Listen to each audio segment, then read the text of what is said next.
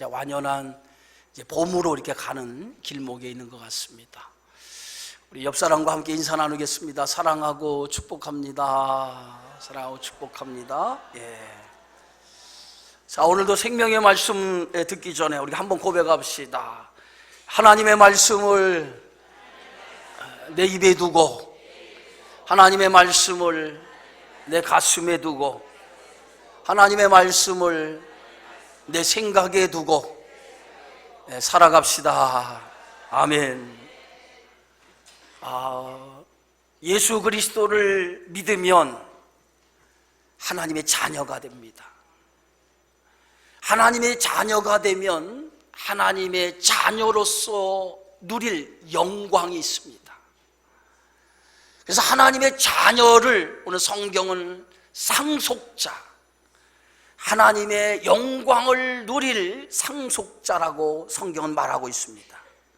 그러나 하나님의 영광을 누릴 상속자지만은 하나님 영광을 누리기 이전에 우리가 고난도 있다고 하는 사실을 기억해야 될 줄 믿습니다. 예수님은 하나님의 아들로서 영광만 받으신 것이 아니라 영광을 받기 이전에 고난도 받으셨다고 하는 사실이죠.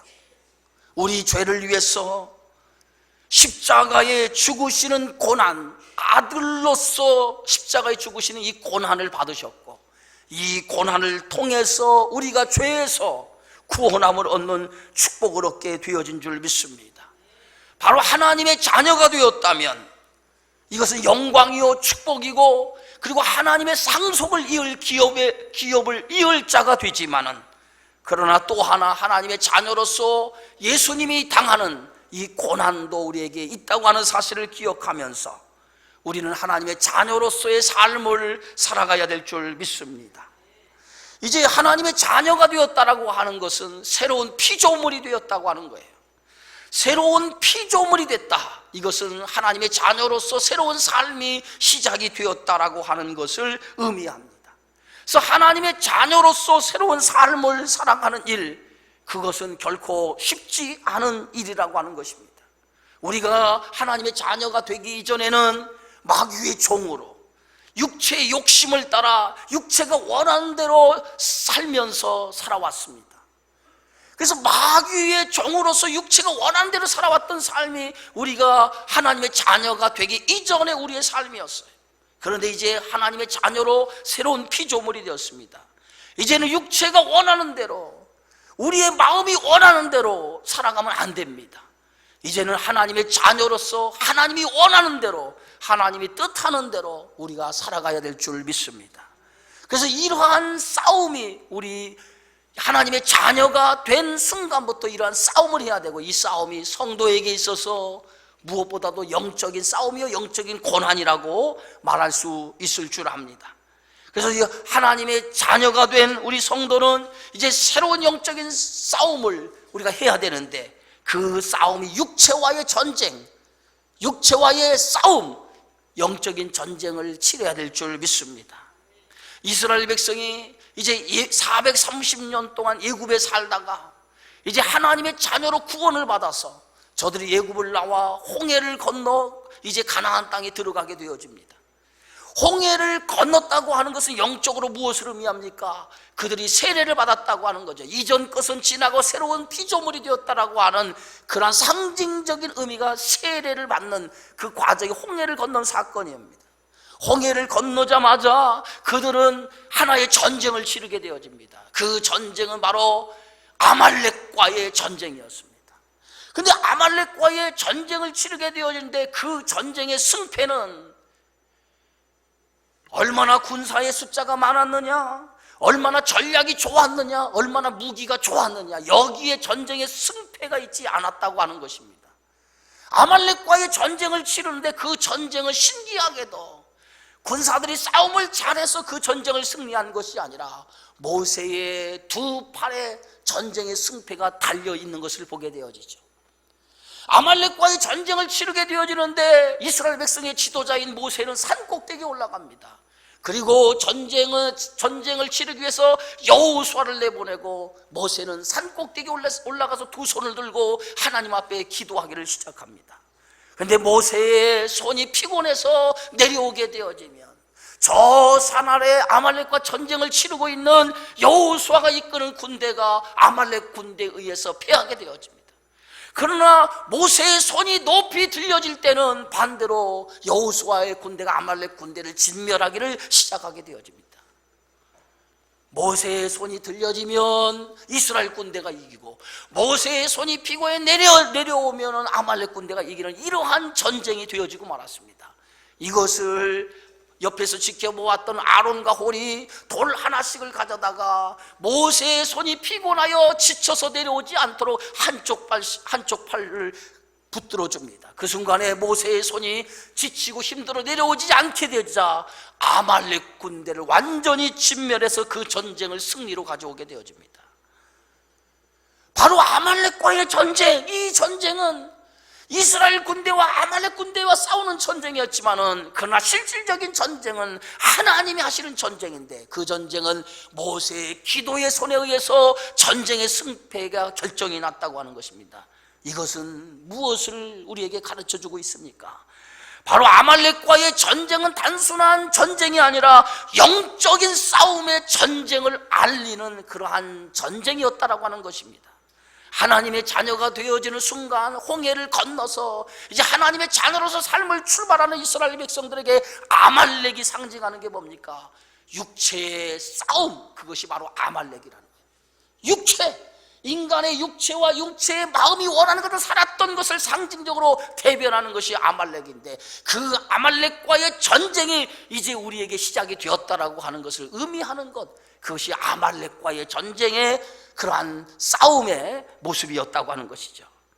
바로 이 영적인 전쟁, 아말렉과의 전쟁은 오늘 성도가 반드시 예수 그리스도를 믿고 하나님의 자녀가 되었다면 치러야 될 전쟁이고, 이 전쟁은 어떻게 보면 영적인 하나님의 사람으로서의 고난의 시작이라고 말할 수 있을 것 같습니다. 하나님의 자녀가 되면 반드시 이 영적인 전쟁을 치러야 돼요. 그래서 영적인 전쟁을 치러서 전의 육체와 마음이 원하는 것들을 위해 살아왔던 우리의 마음이 이제 하나님의 뜻을 위해 살아가는 삶으로 바꿔져야 됩니다. 그러한 싸움이 바로 영적인 전쟁이고, 이 싸움이 바로 성도가 치러야 될 고난이라고 성경은 말하고 있습니다. 로마서 8장 18절에 성경은 이렇게 말합니다. 생각하건대 현재의 고난은 장차 우리에게 나타날 영광과 좋게 비교할 수 없다라고 말하고 있습니다. 현재의 고난, 우리가 받는 고난은 장차 우리에게 주어질, 하나님의 자녀로서 주어질 그 영광을 생각해 보면 그 영광과 비교할 수 없다라고 말하고 있습니다. 하나님의 자녀로서 치르는 영적인 싸움, 이 하나님의 자녀가 되어지는 영적인 싸움, 이 고난은 하나님의 자녀로서 장차 누릴 영광에 비하면 아무것도 아니라는 거예요. 하나님의 자녀는 이 고난의 싸움을 피하면 안 됩니다. 싸워야 합니다. 그리고 끝까지 그 싸움을 통해서 승리하는 성도가 되어야 될 줄 믿습니다. 십자가 없는 부활이 없듯이 오늘 고난이 없는 영광은 없습니다. 반드시 이 고난을 통과해야 한 자만이 영광을 누릴 수 있는 것처럼, 하나님의 자녀가 되었다고 하는 것은 이제 하나님의 온전한 자녀가 될 때 온전한 자녀로서의 영광이 우리에게 주어진 줄 믿습니다. 그 영광을 누리기 위해서 힘써 저와 여러분들은 이 영적인 하나님의 자녀로 만들어가는 이 싸움을 해야 될 줄 믿습니다. 그러나 한 가지 우리가 알아야 될 것이 있습니다. 이 영적인 싸움을 위해서 하나님께서 우리를 위해서 예비하신 분이 있는데, 그분이 바로 하나님의 영, 성령인 줄 믿으시기 바랍니다. 오늘 하나님의 자녀가 되어진 순간부터 하나님은 우리에게 하나님의 자녀된 우리에게 하나님의 영을 주셨어요. 누구든지 그리스도의 영이 없으면 하나님의 사람이 아니니라. 하나님의 영을 통해서 하나님의 자녀인 것을 증언하시고, 그 하나님의 영을 우리에게 주심을 통해서 그 하나님의 영, 성령을 통해서 우리가 싸워야 할 영적인 싸움을 치르도록 우리를 도와주신다라고 성경은 말하고 있습니다. 그래서 로마서 8장 26절에 이와 같이 성령도 우리의 연약함을 도우시나니 그랬어요. 성령이 우리의 연약하고 약한 것을 도와서 우리로 하여금 육체와 마음이 원하는 것들을 하며 살도록 하는 이 마음을 제어하고 하나님의 뜻 가운데 하나님이 원하시는 하나님의 자녀로 살아가는 일을 돕는다라고 성경은 말하고 있습니다. 성령을 다른 말로 보혜사라고 얘기합니다. 보혜사라고 하는 뜻이 뭡니까? 돕는 분이라고 하는 뜻을 가지고 있어요. 돕는 분.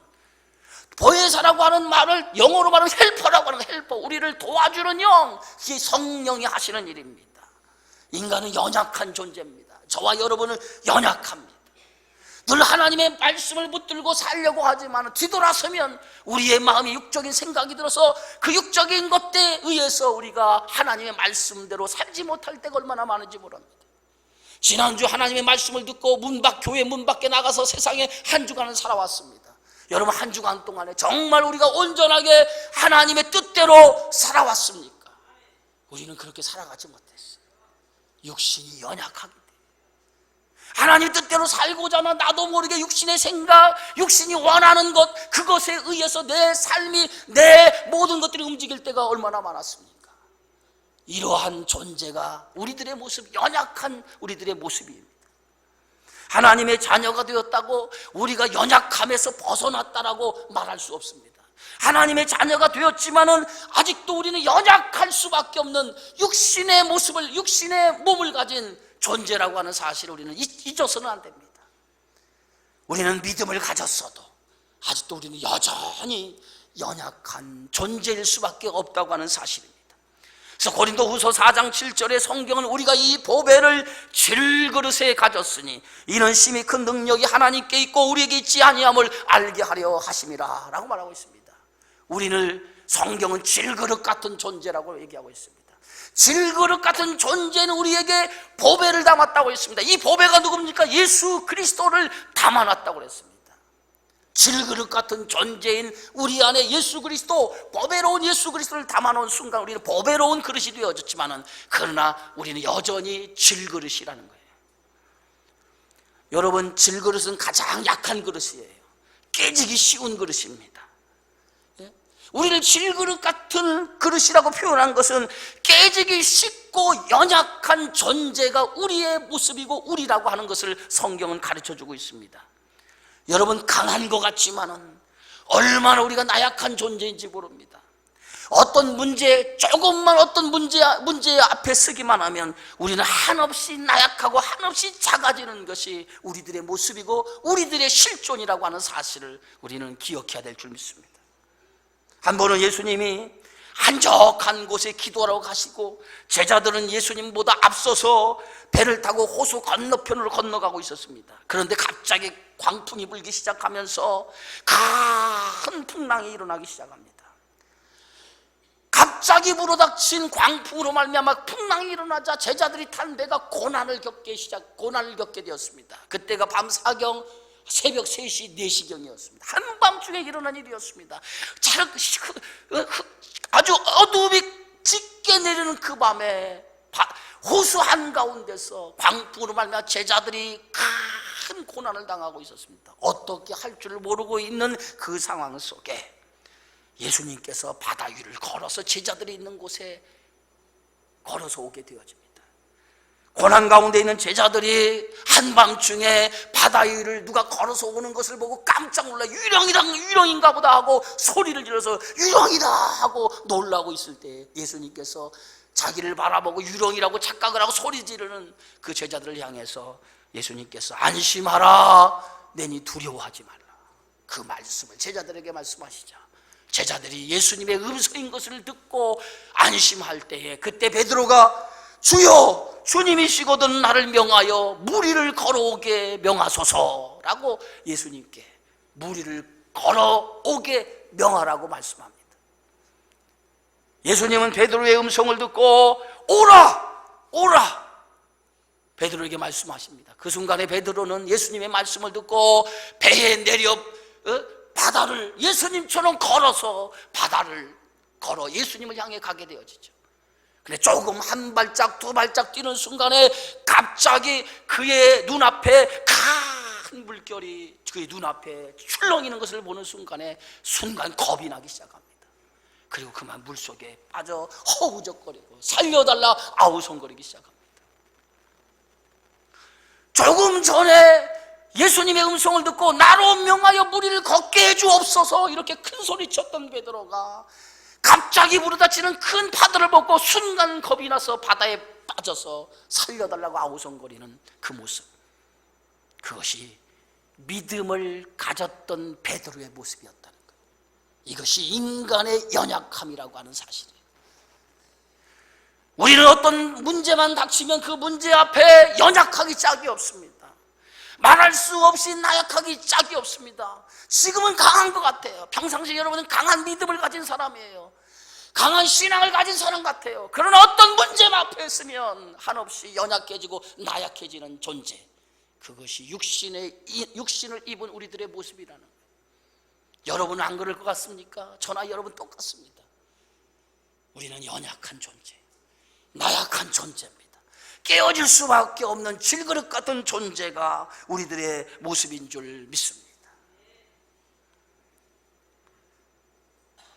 그래서 우리를 위해서 예수님은 하나님의 자녀로 우리를 만드시는 그 하나님은 우리를 위해서, 연약함을 위해서 우리에게 성령을 주셨다라고 성경은 말하고 있습니다. 하나님의 자녀가 되어서 이제 이 땅을 살아가는데 육신의 것들에 의해서 넘어지고 쓰러지는 우리를 위해서 하나님께서 우리를 돕기 위해서 당신의 영인 성령을 우리에게 주셨다는 거예요. 그래서 오늘 로마서 8장 26절에 이와 같이 성령도 우리의 연약함을 도우시나니 우리는 마땅히 기도할 바를 알지 못하나 오직 성령이 말할 수 없는 탄식함으로 우리를 위해서 친히 간구하시느니라. 우리의 연약함을 위해서 성령이 우리의 연약함을 도우시기 위해서 성령을 주셔서 그 성령이 말할 수 없는 탄식함으로 우리를 위해서 간구하신다라고 성경은 말하고 있습니다. 여러분, 하나님의 자녀로 세상을 살아가는 일은 쉬운 게 아니에요. 믿음을 가지고 믿음으로 산다고 하는 것은 쉬운 일 아닙니다. 얼마나 넘어질 일이 많은지 우리는 모릅니다. 인생을 살아가는 길 가운데 얼마나 수없이 넘어지고 수없이 쓰러진 일들이 많은지 몰라요. 병에 의해서, 질병에 의해 쓰러지기도 하고, 어떤 사람 인간관계에 의해서 쓰러지기도 하고, 어떤 문제에 의해서 쓰러지기도 하고, 수많은 것들에 의해서 우리는 일어선 줄 알고 일어섰다 하면 또 넘어지고 또 넘어지고 또 넘어지고 하는 게 우리의 인생의 삶이에요. 이게 인간의 연약함입니다. 이런 연약함 속에서 하나님은 우리를 붙들어 주기 위해서 당신의 영, 하나님의 자녀인 우리에게 당신의 영이 성령을 허락해 주셔서 그 성령으로 하여금 우리 연약함을 붙들어 주도록 하나님이 허락해 주셨다는 거예요. 그래서 성령이 이와 같이 우리의 연약함을 도우시나니, 할렐루야! 성령이 여러분의 연약함을 도와주시는 줄 믿으시기를 주의 이름으로 축원합니다. 갓난아이가 이제 걸음마를 막 배웠어요. 이제 낳은 지 이제 돌 정도 되면 아이가 이제 일어서서 이제 걷기를 시작합니다. 그런데 아이가 이제 걷기 시작할 때 그 아이가 생애 처음으로 두 발로 걷기 시작할 때 그 걸음은 온전한 걸음이 아니에요. 이제 막 두 다리에 힘이 들어가서 일어서서 한 발짝 뛰는 그 힘밖에 없어요. 그런데 그 한 발짝 뛸 때 그 한 발짝 뛰는 그 아이, 갓난아이의 그 걸음을 여러분 보셨습니까? 아주 뒤뚱거리면서 유태롭기 짝이 없는 그러한 걸음으로 한 발짝씩 뛰고 가는, 한 발짝씩 뛰어서 한 걸음 한 걸음 내딛니다. 그것을 바라보는 부모는 신기하기도 하고 기쁘기도 합니다. 그러나 또 한편으로는 그 아이가 한 걸음 뛰고 뒤뚱거릴 때마다 넘어지지 않을까, 넘어져서 코가 깨지거나 넘어져서 뒤통수가 깨지거나 넘어져서 무릎이 깨지거나 피가 나지 않을까 염려스러운 마음으로 그 아이가 한 걸음 뛸 때마다 그 아이에게 시선을 놓지 않냐고 아이를 바라봅니다. 그러다가 아이가 걸음을 걷다가 어느 순간에 다리에 힘이 빠지고 주저앉으려고 쓰러지려고 하면 얼른 부모는 달려가서 그 아이를 딱 붙잡아줘서 아이로 하여금 머리가 다치지 않도록, 코가 깨지지 않도록 그 아이를 붙들어주는 것이 누굽니까? 그게 바로 부모인 줄 압니다. 성령은 이와 같은 겁니다. 우리가 예수 믿고 이제 막 믿음의 길을 걸어갈 때 뒤뚱거리고 뒤뚱거리고 넘어지려고 하는 그것을 바라보면서 오늘도 성령은 내가 넘어지지 않도록 말할 수 없는 탄식감으로 우리를 위해서 오늘도 기도하고 계신다고 하는 사실을 믿으시기를 바랍니다. 여러분이 오늘 믿음의 사람이 되기까지는 여러분이 홀로 된 것 같은데 그렇지 않습니다. 홀로 된 게 아니에요. 하나님의 주의 영이, 성령이 나를 위해서 밤낮 없이 말할 수 없는 탄식함으로 나를 위해 기도하고 계시기 때문에 그 기도가 오늘 믿음의 사람으로 만들어 가는 줄 믿습니다. 그게 성령의 기도였어요. 연약하고 쓰러질 때마다 나를 붙잡아 주시고, 나약하고 쓰러질 때마다 나를 위로해 주시고 일으켜 세워주시고 붙잡아 주시는 성령, 그 성령이 있었기 때문에 내가 오늘날 하나님의 자녀로서 믿음의 삶을 살아가게 되어지는 줄 믿습니다. 오늘 로마서 8장 27절에 성경은 이렇게 말합니다. 마음을 살피시는 이가 성령의 생각을 하시나니 이는 성령이 하나님의 뜻대로 성도를 위하여 간구하심이니라 라고 말하고 있습니다. 성령을 오늘 감찰하시는 영이라고 성경은 말하고 있습니다. 감찰이라고 하는 건 뭡니까? 우리의 생각, 우리의 마음, 누구보다도 하나님의 영이신 성령은 우리를 누구보다도 잘 아시는 거예요. 우리가 어떤 생각을 하고 살아가는지, 어떤 마음을 가지고 살아가는지 하나님의 영, 성령은 너무도 우리를 잘 알고 계십니다. 우리만 잘 알고 있는 게 아니에요. 성령은 하나님의 영이기 때문에 하나님에 대해서 누구보다도 잘 알고 계십니다. 하나님의 뜻이 어디에 있는지, 하나님의 뜻이 어디에 있는지, 하나님의 계획이 어디에 있는지 누구보다도 성령은 하나님의 영이기 때문에 하나님에 대해서 잘 알고 계십니다. 그래서 내 안에서 성령은 하나님의 뜻을 가르쳐 주신다는 거예요. 내 안에서 성령은 하나님의 뜻을 가르쳐줘요. 우리가 하나님의 자녀가 되었던 순간부터 하나님의 영이 내 안에 들어와서 하나님의 자녀로서 살아가는 그 삶의 기쁘신 하나님의 뜻이 어디 있는지 오늘 성령은 나로 하여금 하나님의 뜻을 가르쳐줘서 우리로 하여금 그 뜻 안에서 살아가도록 이끌어 주시는 줄 믿으시기 바랍니다. 그래서 빌립보서 2장 13절에 너희 안에 행하시는 이는 하나님이시니 자기의 기쁘신 뜻을 위하여 너희에게 소원을 두고 행하게 하신다라고 말하고 있습니다. 우리 안에 행하시는 것이 뭡니까? 성령 하나님이라는 거예요.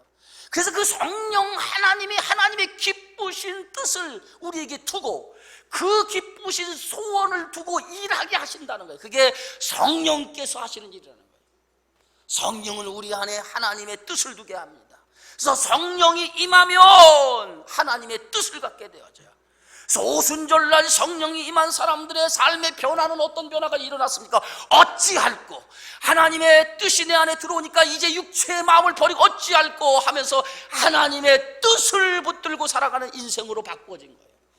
성령을 받게 되어지면 인생의 목적과 인생의 방향이 바뀌게 되어져요. 이제는 내가 원하는 대로, 내가 좋은 대로 살아왔던 인생에서 내가 원하고 내가 좋은 대로 살아가는 것이 아니라 하나님이 원하는 대로, 하나님이 기쁘신 대로, 하나님의 뜻한 대로 살아가는 삶이 되어지는 줄 믿습니다. 이게 성령이 임한 성도의 삶이에요. 그래서 로마서 8장 28절에 그것을 이렇게 표현했습니다. 우리가 알거니와 하나님을 사랑하는 자, 그의 뜻대로 부르심을 입은 자들에게는 모든 것이 합력하여 선을 이루느니라 라고 말하고 있습니다. 여러분, 합력하여 선을 이룬다니까 어떤 사람들은 내가 원하는 대로 하나님은 다 이루어 주신다라고 생각하는 사람이 있습니다. 여러분, 내가 원하는 대로 합력하여 선을 이루는 것, 그것이 아니라 합력하여 선을 이룬다라고 하는 말의 뜻은 내 안에 성령께서 하나님이 원하시는 목적, 하나님이 원하시는 뜻을 내 안에서 이루어 가신다라고 하는 것을 이렇게 말하고 있는 것입니다. 성령이 내 안에 들어오면 하나님이 원하시는 것, 하나님이 뜻하는 것들, 그것을 성령이 나를 통해서 합력하여 이루어 가신다고 하는 거예요. 성령이 들어오면 그 성령이 나로 하여금 하나님이 원하시는 방향으로 우리의 삶을 이끌어가서 하나님이 원하시는 뜻을 이루어 가게 되어지는 줄 믿습니다. 여러분, 바울의 소원이 뭐였어요? 오늘 사도행전을 통해서 바울의 소원은 단 한 가지였습니다. 온 세상에 하나님의 복음을 전하는 것이 바울의 소원이었어요. 그래서 바울은 예루살렘을 거쳐 노마에 가서 노마를 지나서 스페인, 당신 서바나라고 하는 이 스페인은 세계의 땅끝이라고 모든 사람들이 생각했던 곳이에요. 그런데 여기까지 가서 복음을 전하는 것이 바울의 소원이고 하나님이 바울에게 준 비전이었어요. 바울은 하나님의 비전을 가지고 바울은 다메섹 도상에 부활하신 예수 그리스도를 만나고 그 비전을 가슴에 품었어요. 이방인을 위한 하나님의 사도로 불러주셨던 그 비전을 가지고 땅끝까지 복음을 전하겠다고 하는 그 비전을 가지고 그가 서바나까지 가기를 원했어요. 그러나 그 길은 너무도 험난했습니다. 바울은 예배소에서 3년 동안 주의 사역을 마치고 이제 예루살렘에 들려 로마로 가고자 하는 그러한 계획을 가졌습니다. 당시 예루살렘의 교회는 큰 기근을 당했어요. 글라디오대 황제 때의 기근을 해서 예루살렘 교회와 성도들이 엄청난 재정적인 어려움을 당했습니다. 그 어려움을 당했다고 하는 이 소식을 듣고 아시아에 세워진 여러 교회들이 예루살렘 모교회가 경제적인 어려움을 당했다는 이 소식을 듣고 십시일반으로 구제헌금을 걷기 시작을 했어요. 그래서 구제헌금을 거둔 것을 아시아 교회 각 대표들이 함께 바울과 만나 그것을 전달하기 위해서 예루살렘을 가게 되어졌습니다. 바울의 예루살렘 행은 그 목적을 위해서 가게 되어지고 그리고 예루살렘 목적을 달성하고 로마까지 가는 것이 바울의 소원이고 바울의 계획이었어요. 그런데 예루살렘에 가는 그 계획을 가지고 예루살렘에 들어가는 일에 바울에게 한 가지 소식이 들렸어요. 그 소식이 어떤 소식이었습니까? 유대인들 가운데 바울을 죽이려고 하는 사람들이 바울이 예루살렘에 온다고 하는 소식을 듣고 그들이 바울을 죽이려고 음모를 세우고 있다고 하는 거예요. 바울이 예루살렘에 온다는 소식을 듣고 유대인들 가운데 무장을 시켜서 바울을 올 때를 기다려서 바울을 죽이려고 한다는 거예요. 이 소식을 바울이 전해 듣게 되어졌어요. 바울만 전해 들은 것이 아니에요. 바울의 제자들도 함께 이 소식을 들었어요. 이번에 예루살렘에 올라가면 바울이 틀림없이 유대인들에 의해서 죽임을 당할 거라고 하는 그 소식을 듣고 바울을 사랑했던 여러 동료들, 제자들이 바울을 붙들고 이렇게 얘기합니다. 선생님, 이번에 예루살렘에 가는 길에 이제 당신을 죽이려고 하는 계획이 있다고 하는데 자칫 잘못하고는 죽을 수 있으니 예루살렘에 가는 길을 멈추거나 아니면 잠시 이것을 중단하고 나중에 잠잠해지면 예루살렘에 들어가는 것이 좋을 것 같습니다 라고 바울의 예루살렘 행을 극구 만류를 했어요. 그때 바울은 그들을 향해 이렇게 고백합니다. 그것이 사도행전 20장 22절에서 24절의 말씀이었어요. 보라, 이제 나는 성령에 매여 예루살렘으로 가는데 거기서 무슨 일을 당할지 알지 못하노라. 오직 성령이 각 성에서 내게 증언하여 결박과 환난이 기다린다 하나 내가 달려갈 길과 주 예수께 받은 사명 곧 하나님의 은혜의 복음을 증언하는 일에 이를 마치려 하면은 나의 생명조차 조금도 귀한 것으로 여기지 아니하노라. 이것이 바울의 결단이고 바울의 비전이고 바울의 그러한 목적이었어요. 바울이 가는 그 길은 인간의 계획이나 인간의 뜻이 아니었다라고 하는 거예요. 그것을 바울이 이렇게 표현했어요. 나는 성령에 매여 성령이 이끄는 대로 나는 이 길을 걸어간다는, 이 길을 걸어가는 그 길은 사사로운 인간의 계획이나 인간의 뜻이 아니라 하나님이 자신에게 준 비전이었고 꿈이었고 계획이었다라고 하는 거예요. 그 계획에 의해서 내가 예루살렘에 올라가는데 그 예루살렘에 올라가는 그 길에 결박과 환난이 기다리고 있다 하나 내가 달려가는 이 길은 주 예수께 받은 사명 하나님의 은혜의 복음을 증언하는 일을 마치기까지는 나의 생명도 조금도 아깝지 않다라고 하는, 이것이 바울의 신앙이고 고백이었다고 하는 사실입니다. 사랑하는 성도 여러분, 이 모습이 성령에 붙들려 살아가는 사람의 모습이에요. 성령에 붙들려 살아가는 사람은 결박과 환난이 기다리고 있다 할지라도 그것이 하나님의 뜻이라면, 하나님이 자신을 원하는 길이라면 그런 고난이 있다 할지라도 그 고난을 뚫고 하나님의 뜻을 위해 달려갈 줄 아는 사람이 믿음의 사람이요 성령의 사람인 줄 믿습니다. 성령은 언제나 내 안에서 하나님의 뜻을 따라 살도록 역사하시는 줄 믿으시기 바랍니다. 성령은 언제나 내 안에서 하나님의 뜻대로 살도록 역사하셔요. 그게 성령이 하시는 일이에요. 여러분, 성령의 최종 목적이 어디에 있습니까? 그것은 우리에게 구원의 완성을 이루는 거예요. 구원의 완성.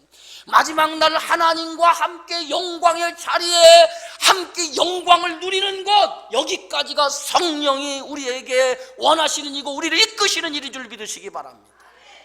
여러분과 저와 마지막 날 하나님의 그 영광의 자리에 함께 영광을 누리는 그날, 여기까지 성령은 나를 도와 거기까지 이끌어 가시는 줄 믿으시기 바랍니다.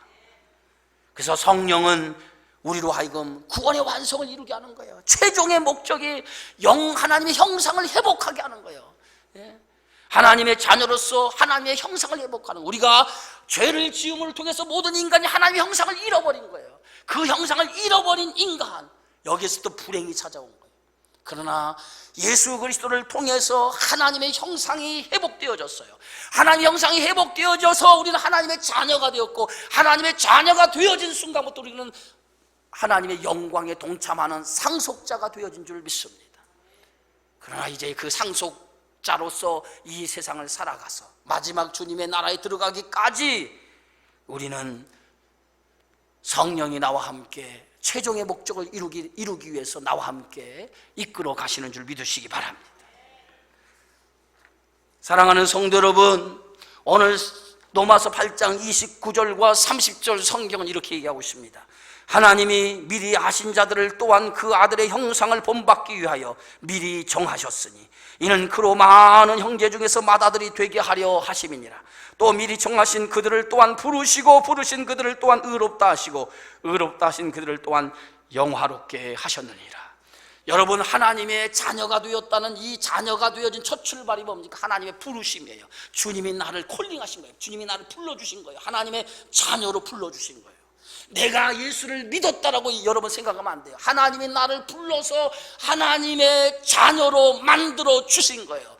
이것을 우리는 뭐라고 얘기합니까? 주님이 하나님의 자녀로 만들어 주신 것을 우리는 하나님이 나를 의롭다 여겨주신 것이라고 말할 수 있어요. 이것을 칭의라고 얘기해요. 그리고 이 칭의를 가진 사람에게 두 번째 단계가 뭡니까? 하나님을 닮아가는 과정을 이제 겪게 되어져요. 그걸 성화라고 합니다. 어디까지 닮아가야 됩니까? 그리스도의 형상이 온전히 회복될 때까지, 하나님의 성품이 온전히 내 안에 이루어질 때까지, 그때까지 우리는 하나님의 성품을 닮아가기 위한 과정을 겪어야 돼요. 그것이 마지막 하나님의 온전한 성품이 이루어진 것을 뭐라고 합니까? 영화롭게 되어지는 거예요. 그래서 오늘 성경은 이렇게 얘기합니다.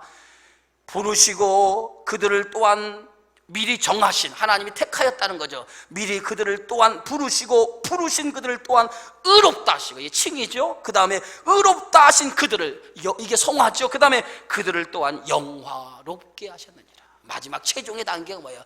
영화롭게 하시는 단계까지 이르도록 하는 것, 그것이 하나님의 목적이고 우리에게 성령이 임하는 그러한 이유가 여기에 있는 줄 믿습니다. 사랑하는 성도 여러분, 우리는 최종 목적이 어디예요? 영화롭게 되어지는 거예요. 하나님의 형상으로 온전하게 되어지는 거예요. 그래서 온전한 하나님 형상으로 회복되어서 마지막 날 주님과 함께 영원한 나라에서 주님과 함께 영생 복락을 누리는 것, 그것이 우리의 최종의 목적이고 여기까지가 하나님이 우리를 구원하시고 우리를 뜻하시는 목적인 줄 믿으시기 바랍니다. 이 목적을 이루기 위해서 우리에게 뭘 줬어요? 성령을 줬어요. 우리는 연약하기 때문에 넘어지고 쓰러진단 말이에요. 넘어지고 쓰러지는 우리를 다시 일으켜 세워 우리를 붙들어서 그 나라, 하나님의 영원한 나라까지 데리고 가기 위해서 오늘도 성령이 말할 수 없는 탄식으로 나를 위해 기도하셔서 넘어지는 나를 붙잡아 주시고 쓰러지는 나를 붙잡아 주셔서 믿음의 생활을 포기할 때마다 포기하지 않고 격려해 주셔서 끝까지 다름질할 수 있도록 이끌어 주셔서 최종 하나님의 영광의 자리에 들어갈 수 있도록 인도하시는 분이 바로 주의 성령이 되어지는 줄 믿습니다. 오늘도 그 성령이 여러분을 위해서 기도하고 계신 줄 믿습니다. 혼자라고 생각하지 마세요. 여러분 힘들고 어려울 때 혼자라고 생각하지 마세요. 아무도 없다라고 생각하죠. 내가 나약하고 어떤 문제 앞에 절망의 자리에 됐을 때마다 혼자라고 생각하지 마시고, 그때마다 나는 하나님의 자녀라고 생각하시고, 그때마다 하나님의 영 성령이 나를 도와주시고 계시다라고 하는 것을 믿으시기 바랍니다.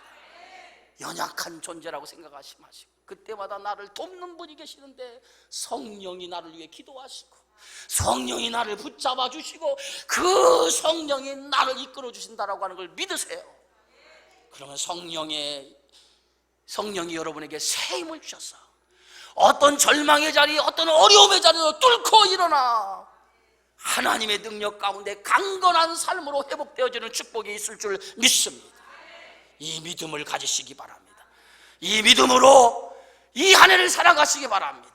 이 한 해도 수없는 많은 난관이 우리에게 있을 줄 알아요. 그러나 그 난관이 여러분 있을 때마다, 넘어질 때마다 주의 성령이 나를 연약함을 붙든다고 하는 것을 기억하세요.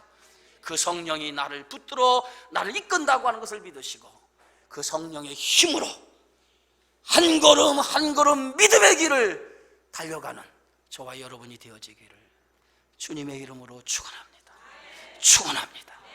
고마우신 아버지 하나님 감사합니다. 오늘도 하나님 우리의 연약함을 도우시는 성령, 그 성령이 나를 위해 말할 수 없는 탄식을 오늘도 기도하고 계시는 줄 믿습니다.